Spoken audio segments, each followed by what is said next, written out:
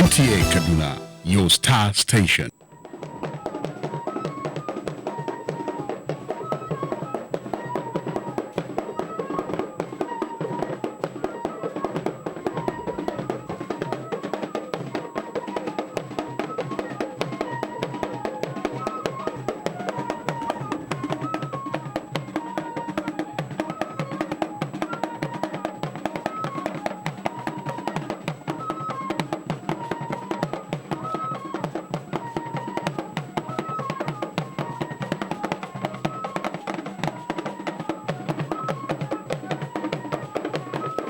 Ya masu albishirin da aka kawo mana.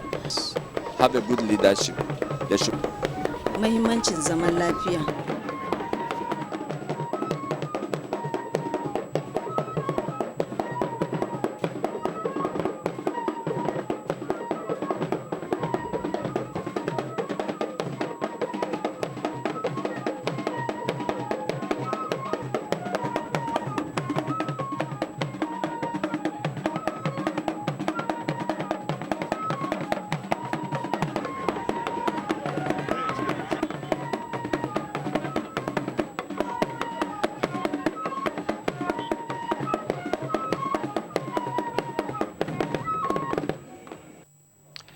Yeah, welcome to today's episode of the program, Living Together Peacefully.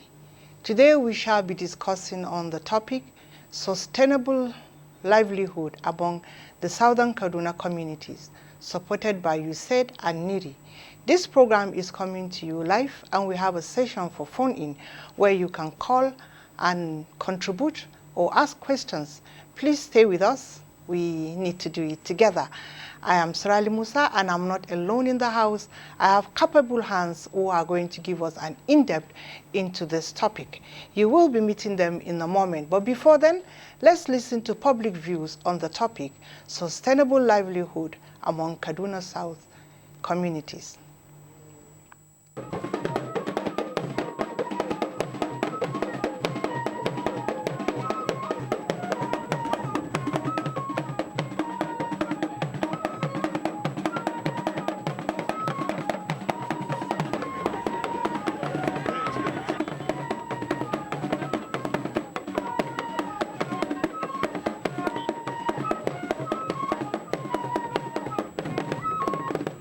We've been maintaining or sustaining peace by our activities, and one of them is through the media. The radio and the television is a very good tool of reaching out to people in all nook and crannies of this local government and the Southern Kaduna as a whole. So the need to embrace peace, to promote peace, to preach peace among our people. So we cannot quantify the importance of peace in our society, because it's the bedrock for any developmental projects. For people to enjoy the benefits, the dividends of democracy, we need peace. For life to be well sustained, there should be that peace, there should be that understanding, there should be that rapport. I mean, I want to say here, in the past, people from Southern Kaduna here, they would openly tell you that they would enjoy having a relationship with the Hausa man because of the way they relate. In fact, you go to them, you ask a Hausa man, well, this is my problem. He steps in immediately. And that was to give you confidence. You walk to him and say, look, I don't have a job doing. He said, okay, just give me some time. And then after 3 weeks, a month, he calls you and says, look, there's a place for you to work. I can help you do that. But today, because, I mean, the kind of political, religious, ethnic differences we have engaged ourselves today, gives us no meaning in life. It's a sense of calling all the local people for meeting always. All what will happen in light. All the religious leaders, both Muslim and Christian, they should be entitled to be one of the security in the villages. We have to sensitize people about religious tolerance, about hate speech, and there are so many other things, And on the side of the government, something like compensation and skill acquisition And, you know, there are so many other things, you know, on the side of the government that government should do. And our traditional leaders, they should come together, and we want to see them exchanging visits from one chiefdom or emirate to another. That will encourage people at least to come together. There are a lot of factors to follow. One factor is to understand that we have different beliefs within the community, and everybody has his own direction. And for this reason, we need to call each other for unity. Another factors that can help us to understand what we are in today is to understand that God created us with a different. If God created us with a different, then we have to tolerate each other. Somebody on the other side of belief, we need to tolerate him. And so also the other side. If we can understand each other, then there will be no problem in the community or in the land. Another thing is to develop the fear of God in everything we are doing, and let there be no segregation, nepotism, tribalism, and many other things. And then our leaders, they need to know who they are leading, because some are weak, some are strong. If we truly understand all these things, definitely there will be unity in the community. We want the government to encourage our traditional rulers, give them proper, roles. Give them proper roles. The emir, the district heads, etc. The religious leaders, when there's peace, at least at times they supposed to call the religious, either Muslim or Christians, to sit with them and discuss on how to have a lasting peace in the community.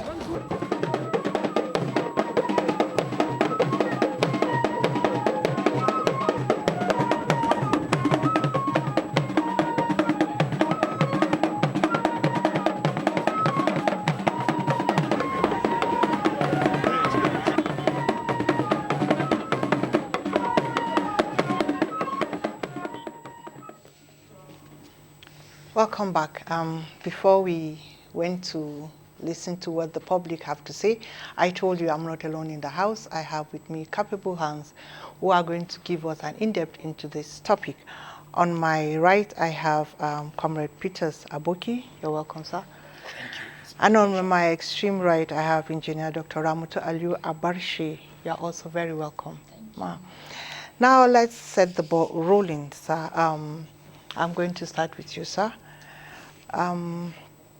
Let's talk about the sustainable development as regard livelihood. A lot of people spoke about importance of peace. Can we understand, because it's the bedrock of sustainable development? Yes. You see, the concept of peace has been expunged from various dimensions. Yeah.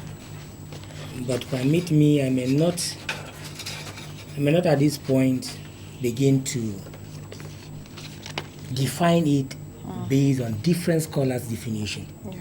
But I want to bring it down to the layman's understanding. To me, peace simply means an absence of relative threat.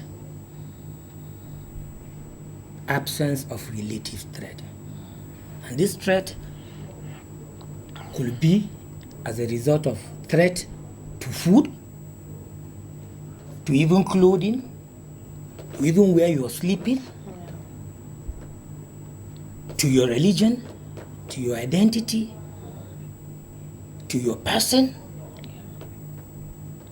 and so on. The list goes on.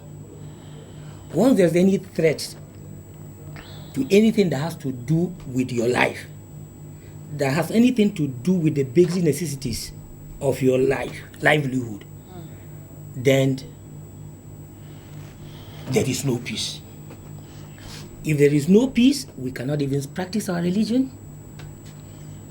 For example, if you have not eaten enough, you won't even go to mosques.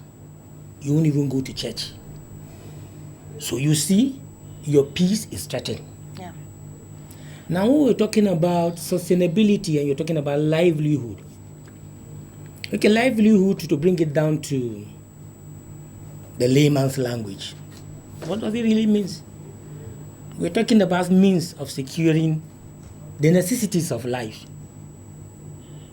And the necessities of our life, if you look at it like Abraham Maslow hierarchy of needs, it talks about basic needs, security needs. It talks about belongingness. It talks about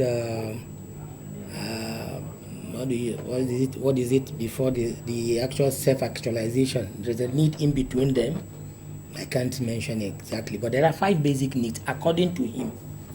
Now, if you cannot secure these needs, then there is no livelihood. And this need we're talking about now, when you come about sustainability, we're also talking about sustainability now is that the ability or the means around you have that you'll be able to secure or to cope up with the shocks, challenges now and in the future to come about these needs that surround you. Remember, you have a family. Remember, you have yourself to cater. Remember, you have a community cater. Remember, you have school to go to. Remember, you have place you want to live. Once you cannot cope up now or in the future, then we're not talking about sustainability of livelihood. Therefore, you look at it, peace in itself is life. Peace is life. And whoever will be threatened with his life can do anything. So when I don't have peace, you don't give me food to eat. When I want to eat the food, I can do anything to get it. Yeah. When I don't have money to pay for my children's school fees, I can do anything to get it, because peace itself is life. The day you don't have peace, your life is threatened. Taken away from you. It's taken away from you. So I want to sustain that life inside me. And what do I want to sustain? Are those necessities of life, which include breathing, drinking of water. They are necessities of life. Wearing my clothes, living in where I want to live, mingle with those people I want to mingle with, go to wherever I want to go to without obstruction, attending to me when I want you to attend to me, have a life that I can live with my family, my wife, and my children. That is the sustainability we're talking about. Not threatening me that I do not have any right to live where you are living simply because of one reason or one factor or the other. So in a nutshell, when we're talking about peace, we're talking about sustainability, we're talking about livelihood. They revolve around this. And that is why I tell you that peace, peace itself is life. The day you stop breathing, you are gone. And the day you don't have this peace, you are threatened and you remain helpless. And once you are a helpless person, you become angry. And an angry man, they say, can do anything. Yeah. Thank you very much, sir. Ma'am, what do you have on that? Thank you very much. We're talking about sustainable livelihood. Yeah. And sustainable livelihood in any community or in general has to do with the ability to maintain a natural ecological balance in an environment. In addition to the natural resources that is required to complete sustainability factors, also include the social aspect of livelihood, that is the social resources. That social resources is needed, and the economic resources, and these together translate and bring about sustainable social, economic, and also economic development. So when you are talking about peace, you are talking about absence of violence, absence of conflicts among communities or within an individual. Because conflict could be within an individual or between individuals, between a group of people or between communities. So peace is absence of conflicts. Where there is peace, then you can expect economic well-being of the people.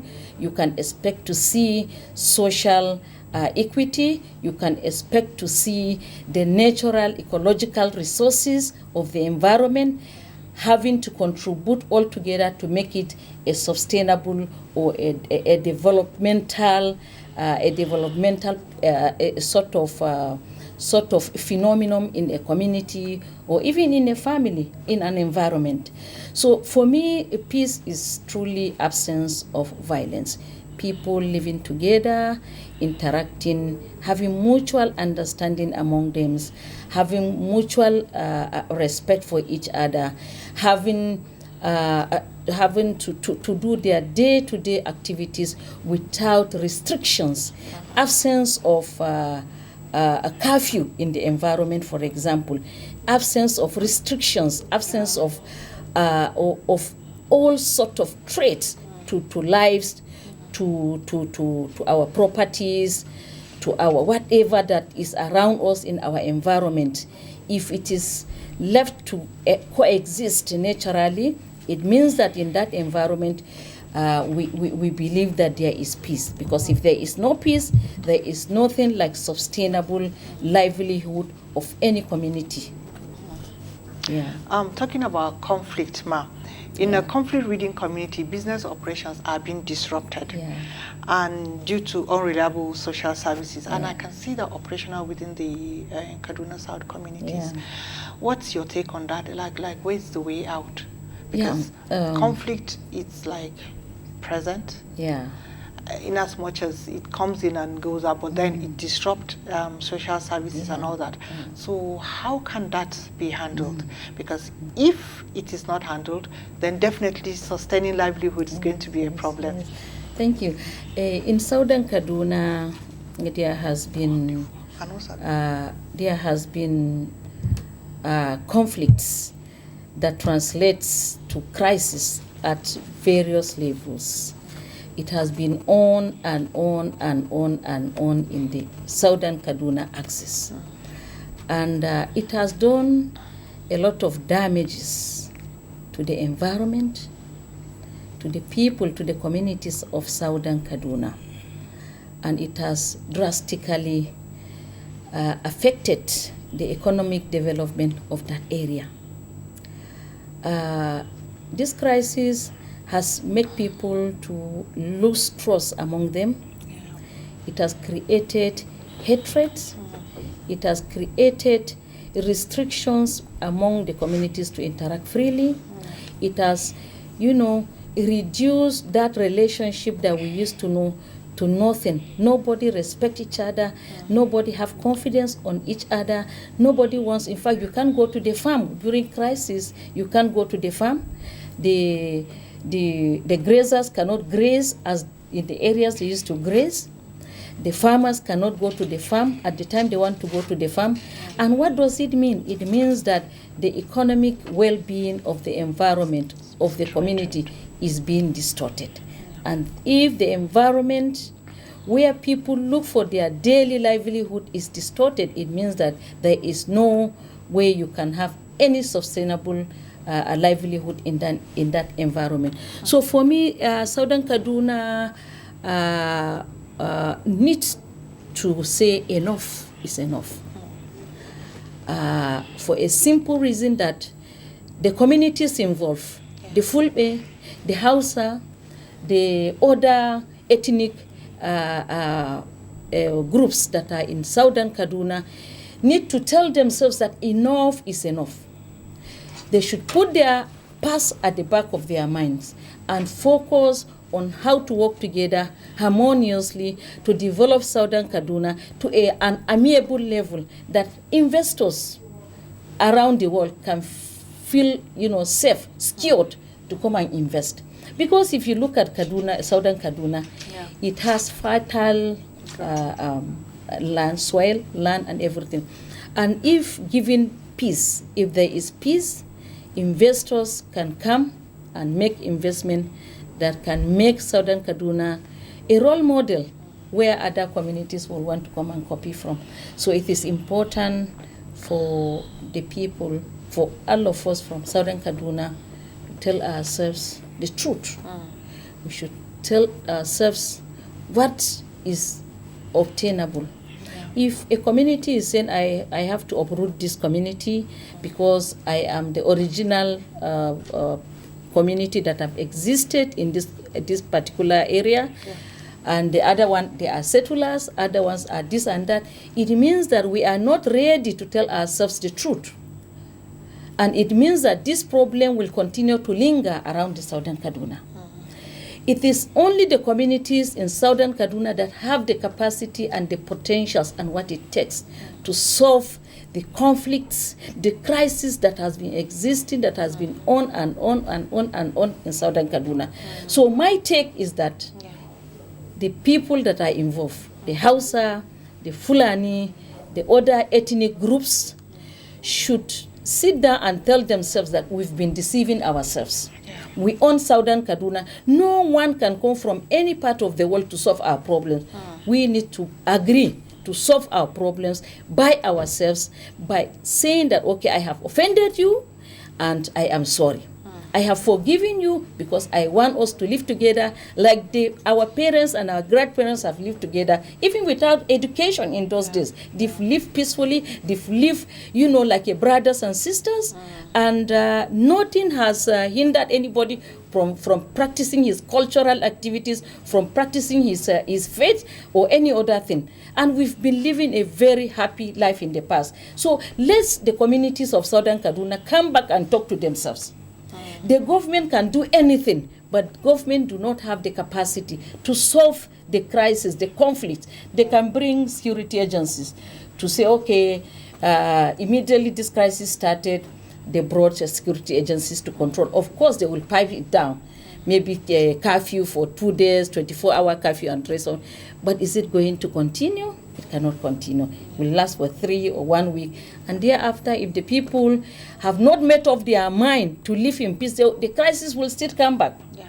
The issue of unemployment, the issue of no development in southern Kaduna is simply because the people who are supposed to bring about peace and development in Kaduna has refused. They have deliberately refused to allow peace to reign.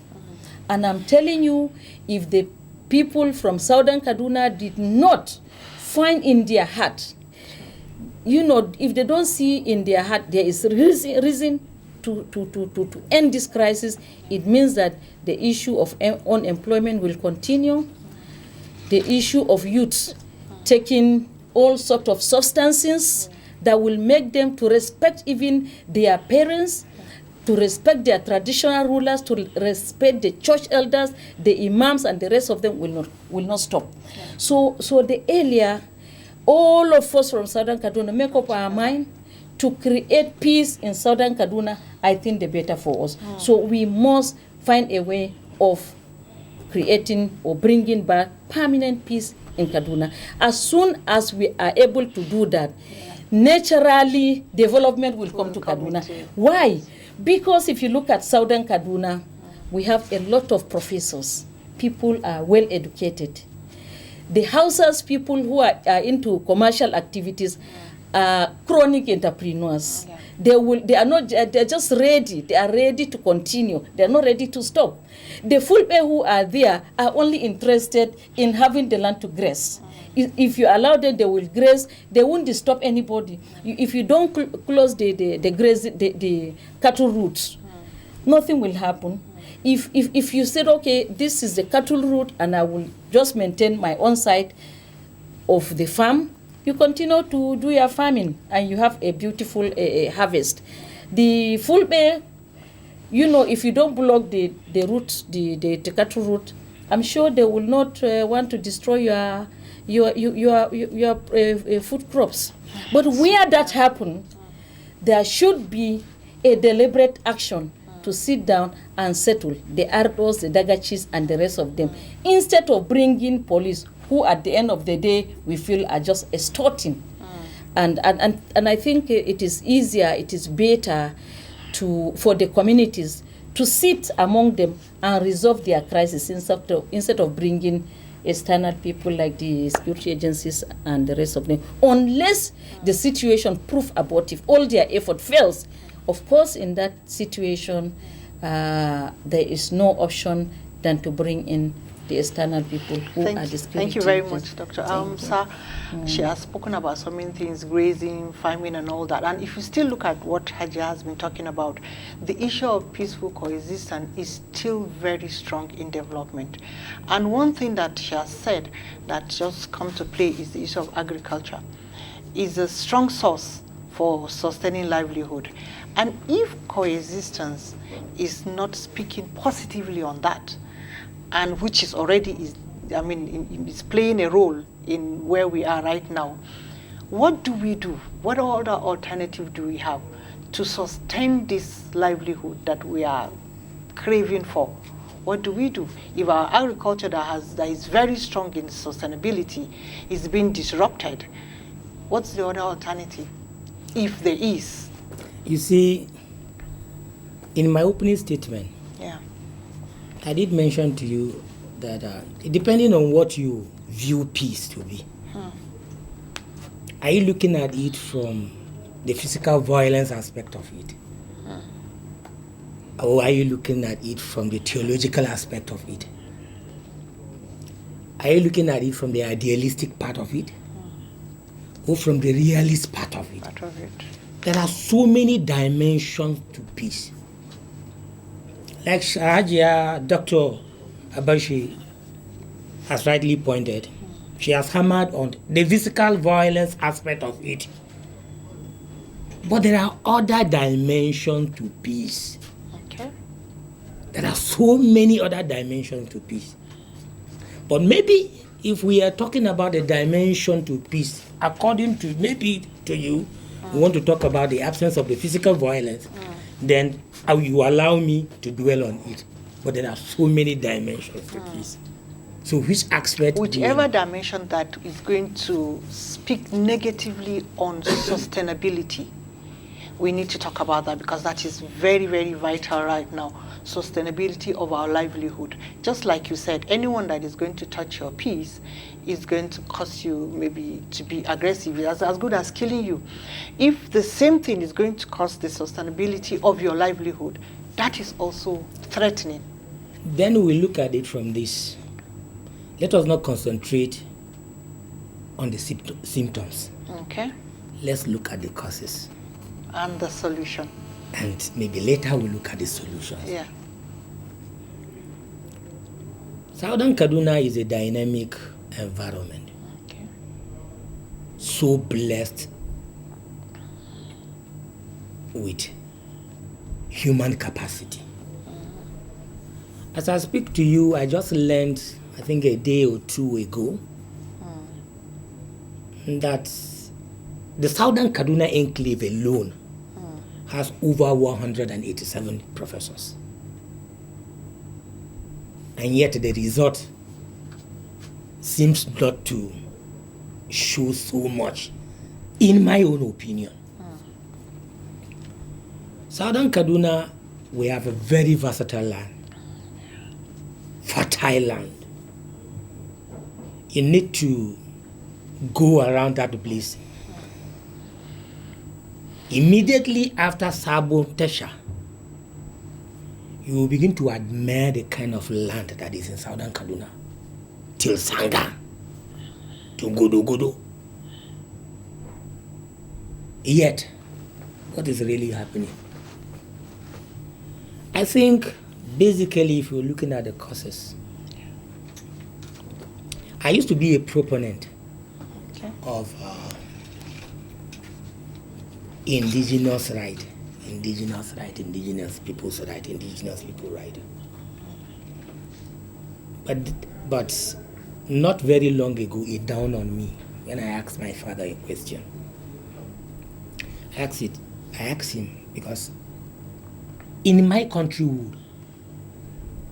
there is our neighbor, our Fulani. Okay. They also have their settlement there, just like we have our own settlement there. And since I was a boy, I've always seen them there anytime I visit the village. And I asked my father, when one prominent person in Kaduna made one statement, now when we were talking about this is an indigenous person, this is a settler, and then he said, I think the question of whether you are an indigenous or a settler is just an answer that you came before me. But it's like maybe all of us, at a point in time, all came to that place. So I asked my father, Daddy, this Jeru, Papa, this Kaka Jeru, when did he arrive to this village? He said, even him, he doesn't have an answer to him. They gave birth to him, he saw them there. So maybe even his father may not be able to give that answer. So what justification do I have to call Jeru's grandson a settler and then me an indigene? Because we're talking about 4 generations now here. We're talking about 4 generations. In my own estimation now, if I call my father, he will come and tell you his own estimation. And maybe his father of blessed memory is alive, will have come and said his own estimation. Now, basically, I think the problem we're facing in southern Kaduna, one, has to do with this. And fortunately, we're living in a society today that we cannot do without one another. We cannot do without one another. And even the Constitution of the Federal Republic of Nigeria and the extant laws supports that. You can be a citizen by naturalization. You can also be by registration. So, they said varieties, what do you call it, spices. We need variety of spices around us. You cannot cook only with onions, neither can you cook only with garlic or salt or glutamate. You need these things to cook and make the food sweet. So who is even a comma, and who is even a stooge? As you go on, sir, I just want to remind our audience that we have our numbers on the screen. In case you want to make your calls, please go ahead and do that. Thank you. So, having said that, another problem I see is the issue of ethnicity. And anytime I think about this ethnicity, and what always comes to my mind is which takes primacy, humanity or ethnicity? Which take primacy? You are human first before you know from which ethnic group you're coming from, or you are coming with the ethnic group before you become human.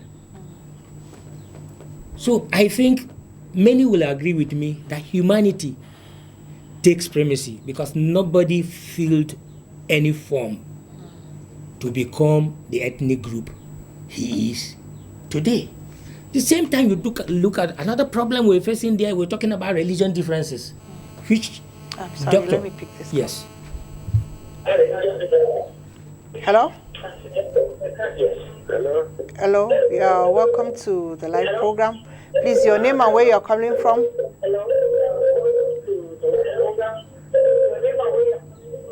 I'm Mr. John Bia. Okay.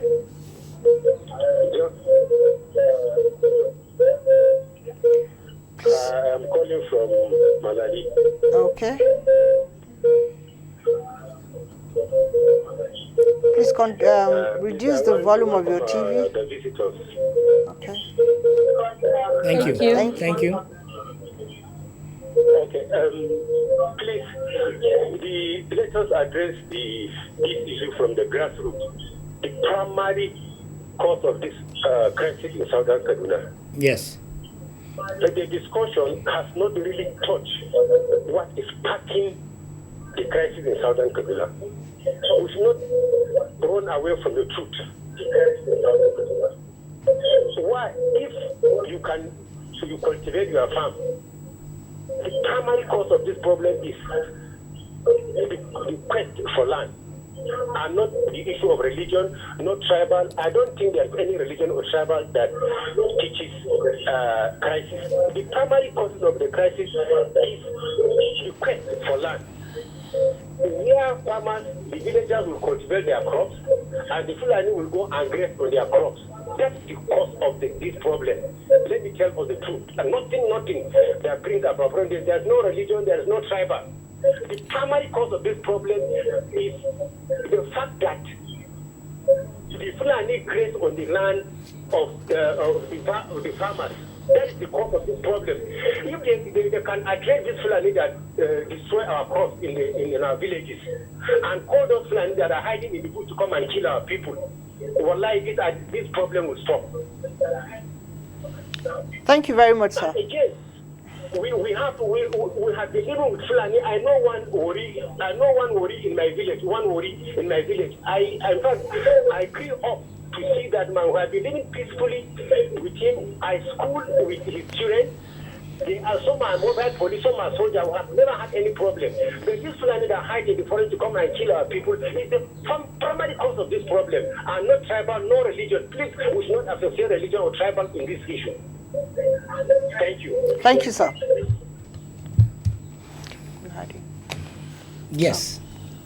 Thank you, Mr. John Bia. Thank you, sir. Thank Mr. you for Bia. contributing. I was just laying a foundation. I was still going to come to the issue, but this is just a foundation I was trying to lay. And I said two things. I talked about which take primacy, humanity or ethnicity. Yeah. And I come back to which take primacy now, religion or humanity. Now, I know that for so many years, the same people we... Don't forget you answer Mr. John's question. Let's just take this call. Okay. Sorry. Hello? Hello? Hello. Yeah, good afternoon. Hello, ma. Hello, good afternoon. Good afternoon, ma. Your name and where you're calling from, please. My name is Mike. Yeah. Okay. Kangwarimi. Okay. Yeah. My own contribution. Okay. About the brother who just say something about the Fulani cattle.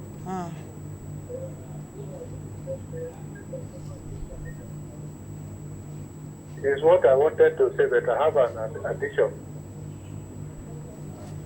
We are listening. Please go ahead. Okay. It's about food. Okay, it's about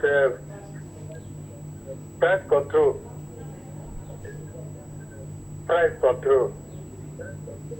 the cost of living is getting unbearable.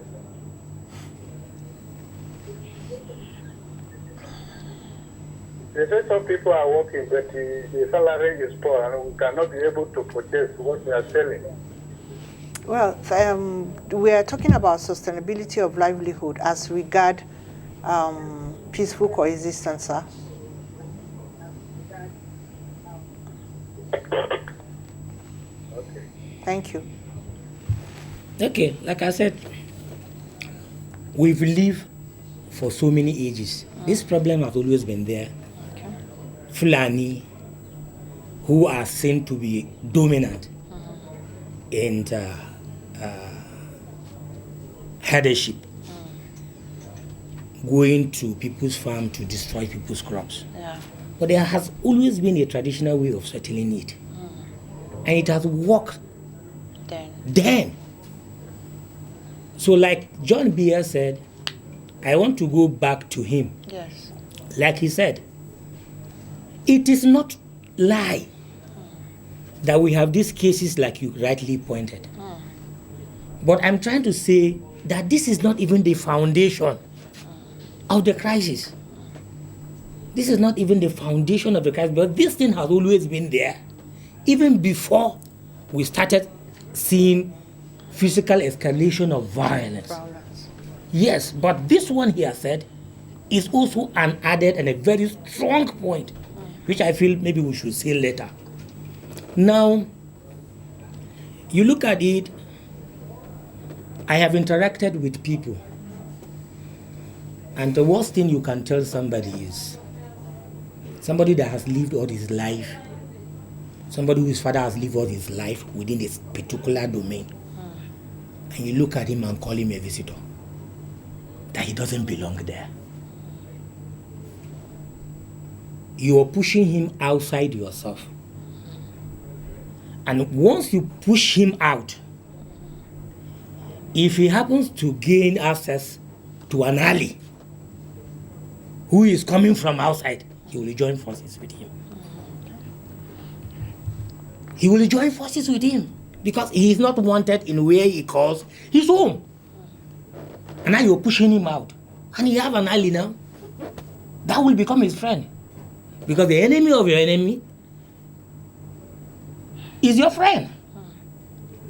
So, it is true. We've had cases of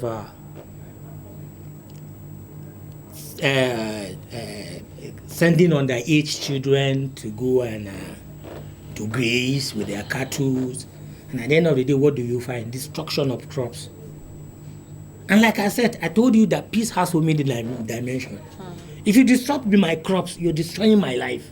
My livelihood, yeah. So you are destroying my livelihood. So I can do anything to get. A call is coming. All right.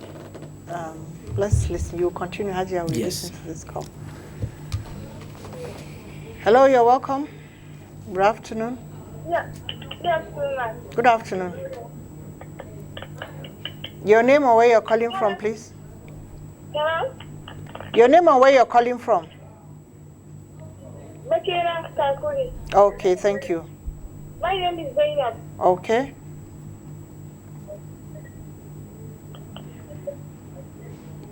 We can hear you. Hello? We can hear you. Sorry.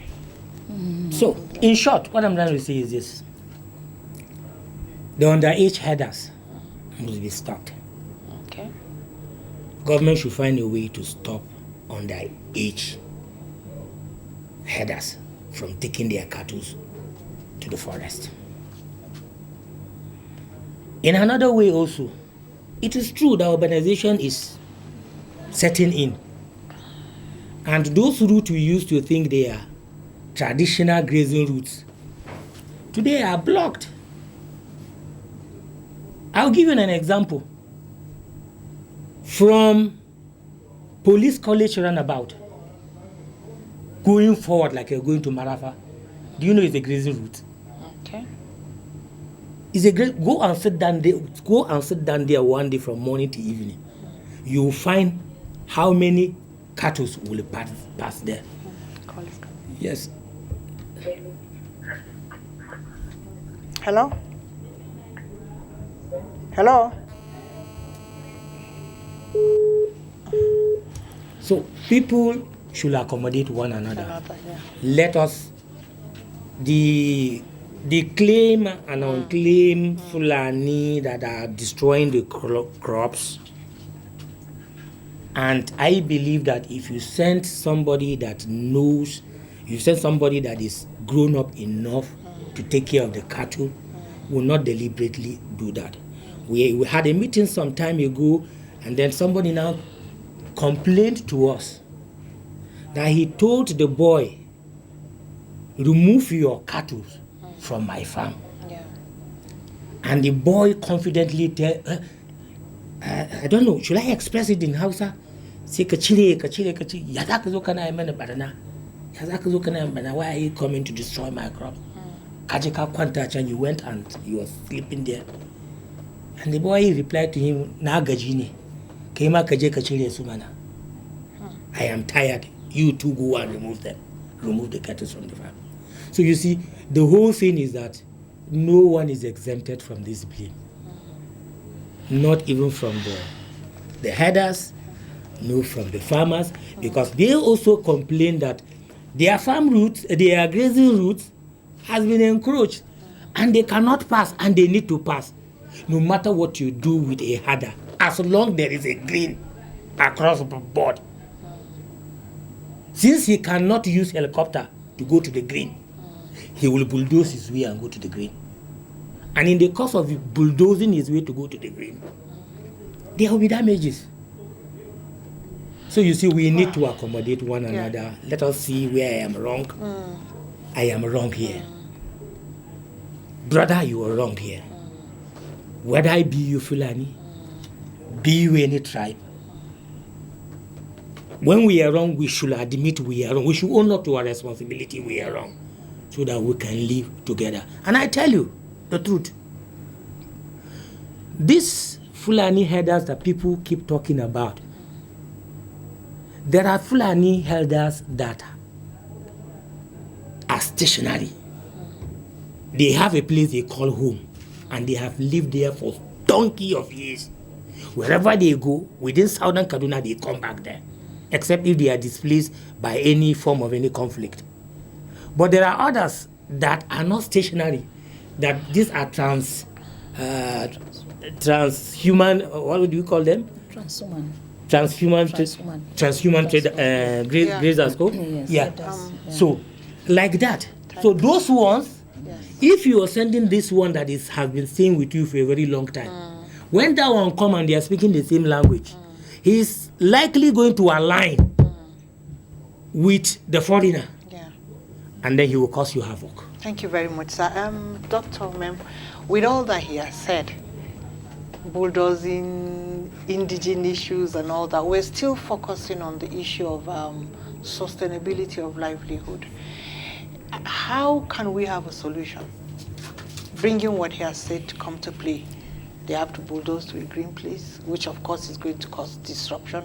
It's going to be conflicting to people's, and then the issue of, I've been here before, my father met you here, and all that. That is also bringing conflict one way or the other.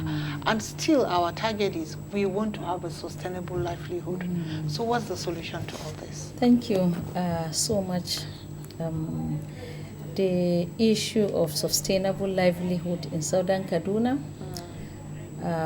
needs the communities concerned to agree. The issue of land grasping, the issue of farmers closing the cattle routes, the issue of the grazers going into the farmers' land to destroy them because their cattle route has been blocked by a farmer, the issue of settler and indigene.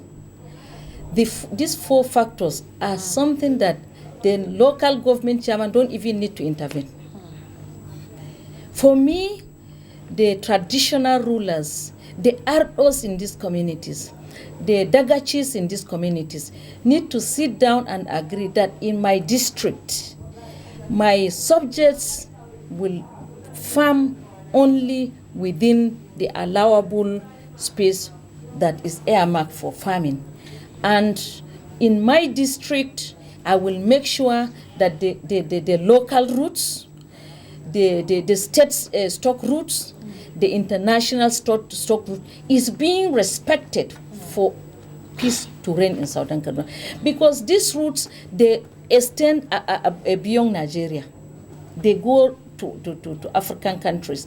And if a segment of a state decides to block them, it means that they are just inviting a crisis, they're inviting conflicts, they are bringing a kind of artificial enmity between the communities.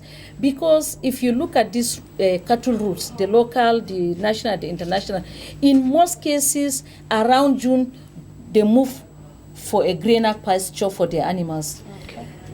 After about 3-4 months, they move back. They go to the south and they come back to the north like that. And they are not from Nigeria. Most of them are not from Nigeria. Most of them are from other African countries. But Southern Kaduna, fortunately or unfortunately, happen to be a path that cannot be avoided for them to reach their destination. And this fact is known for ages. This fact is known. It is not now that the international routes are being created. They are known. Constitutionally, they are known. We know about it. And so it is our responsibility, our traditional rulers, our religious leaders, our youths, our women forums, women in the communities need to agree to respect each other, to respect these cattle routes. The grazers need to respect the farmers.